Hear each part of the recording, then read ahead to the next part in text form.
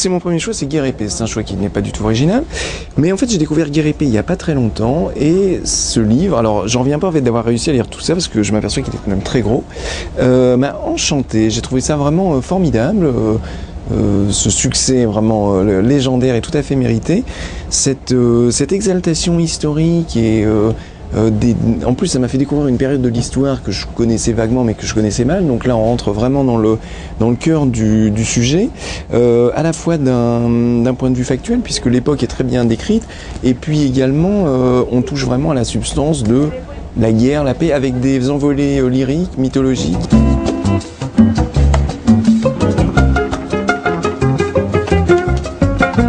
J'ai choisi un petit livre qui est pas, à mon avis, pas très connu. Moi, je savais même pas qu'il était encore, qu'il avait été réédité. C'est un petit récit d'Alexandre Dumas que j'ai lu quand j'étais ado aussi, qui s'appelle Le Meneur de loups, et qui m'avait, mais pas terrifié, mais profondément interloqué en fait. C'était un type, je me rappelle pas très bien, mais je me rappelle de ça, c'est avec sa chevelure en fait. Il est proche des loups, et à chaque fois qu'il commet quelque chose, enfin il y a un de ses cheveux qui change en fait, qui devient roux, qui devient blanc, et à la fin du récit, ses cheveux ont entièrement changé. Ça m'avait produit vraiment une impression, vraiment l'impression de produit le fantastique en fait, d'être légèrement décalé dans quelque chose qui vous fait peut-être légèrement peur, mais qui est aussi mystérieux, voilà, où on a vraiment l'impression qu'il y a une espèce de brume de mystère qu'on peut toucher grâce au récit qu'on lit. J'ai choisi ce livre par rapport à une chose que j'ai entendu Umberto Eco dire, c'est à la question qu'on vous pose toujours: quel livre emmèneriez-vous sur une île déserte? Je trouvais qu'il a fait vraiment la réponse la plus intelligente auquel je n'aurais pas pensé, certainement parce que je suis pas aussi intelligent que lui, c'est qu'en fait, lui répond: moi j'emmènerais un bottin, parce que avec un bottin, en fait, j'aurais plein de noms, et au bout d'un moment, chaque nom m'évoquerait quelque chose, et je serais obligé d'inventer une histoire, et ce qui est en fait beaucoup plus fructueux que d'avoir un livre qu'on pourrait lire. Et j'ai trouvé cette réponse vraiment absolument formidable, et je pense que c'est pour ça que j'ai choisi Umberto Eco, pour ce sens de la littérature, de cette littérature qui n'en finit pas et qu'on peut constamment réinventer.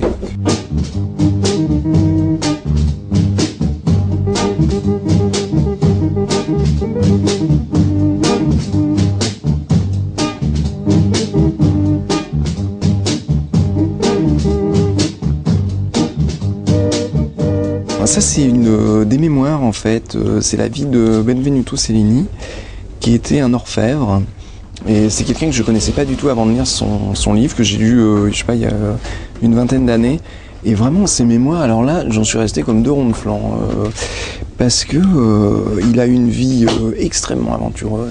C'était un type qui était un espèce de spadassin, c'est-à-dire qu'il y avait toujours une épée au côté, comme ça, qui a tué un nombre incalculable de gens, c'est-à-dire qu'à peine il est très colérique, et à peine il traverse un pays, il a pas mal voyagé, dans une Europe, donc il est né en 1500, il est mort en 1571, et tout est prétexte à duel, à rixe, à prise de bec, et ça, poum, il sort son épée, et paf, il transperce, enfin c'est le souvenir que j'en ai, d'un espèce de transperceur de gens comme ça, et après il raconte donc qu'il est orfèvre, et qu'il est engagé par telle cour, et par tel prince, et pour faire un truc magnifique.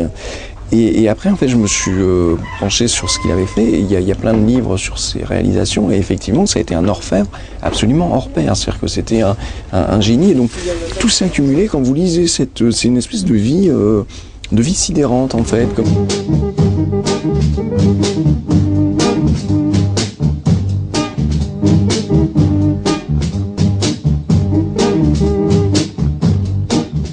Ça, c'est un livre qui s'appelle Sanglante Confidence. Ça a été adapté au cinéma avec Robert De Niro. Je ne sais pas si cet auteur a fait d'autres livres. C'est une collection que j'aimais beaucoup, c'est la collection Speed 17 qui était publiée par les Humanoïdes Associés quand j'étais adolescent, qui avait un journal qui s'appelait Métal Hurlant. C'était Jean-Pierre Dionnet et Philippe Manœuvre qui publiaient ces livres.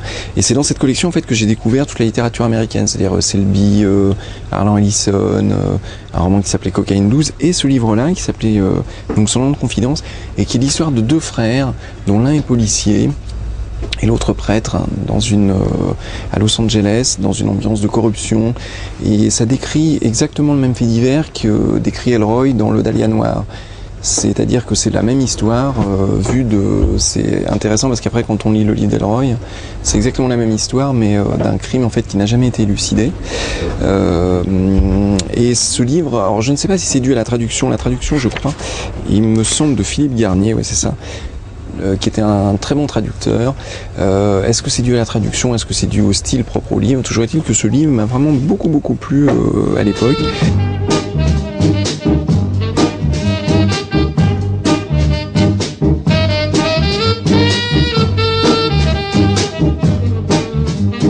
Donc ça c'est un livre que j'ai découvert il n'y a pas très longtemps en écrivant un roman qui avait trait en fait à la mise en scène et l'existence éventuelle de des personnages qu'on inventait. Et en fait je me suis aperçu en écrivant mon livre qu'il y avait quelqu'un qui avait écrit des livres bien plus bien plus fins et bien plus réussis que celui que j'étais en train d'écrire, qui s'appelait Jasper Fforde et qui met en scène en fait toute une vie à l'intérieur des livres. C'est-à-dire que les personnages existent vraiment, qu'il y a une juridiction pour la grammaire, il y a